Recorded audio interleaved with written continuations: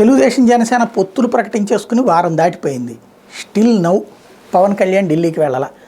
అదిగో వెళ్తున్నాడు ఇదిగో వెళ్తున్నాడని ఈనాడు ఆంధ్రజ్యోతి బ్రేకింగ్ వేయడం, దాన్ని చూసి టీవీ9 ఎన్టీవీలు బ్రేకింగ్లు వేయడం నడిచిపోయింది. కానీ ఇంతవరకు వెళ్ళింది లేదు, అక్కడ వాళ్ళు వచ్చింది లేదు. వాళ్ళు వచ్చారు, శివప్రకాష్జీ రావడం, బీజేపీకి సంబంధించినటువంటి నాయకులతో కూర్చోవడం, 2 రోజుల పాటు కసరత్తు చేయడం, ఒక్కొక్క నియోజకవర్గానికి సంబంధించి ముగ్గురు పేర్లను ఫైనల్ చేయడం, ఈ లిస్టు తీసుకుని వెళ్ళడం జరిగిపోయింది. ఇప్పటిదాకా కూడా పవన్ కళ్యాణ్ పిలవలేదు.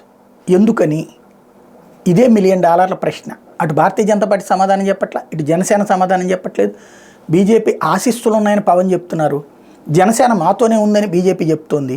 కానీ తెలుగుదేశం జనసేన కలిపి పొత్తు అనౌన్స్ చేసేసుకున్నాయి.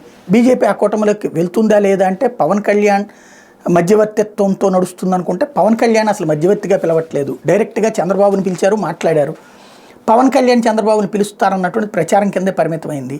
పోనీ పవన్ని పిలిచి లోపు మాట్లాడతారంటే జరగట్లేదు. అసలు ఏం జరుగుతోందన్నది మాత్రం అర్థం కానటువంటి పరిణామం.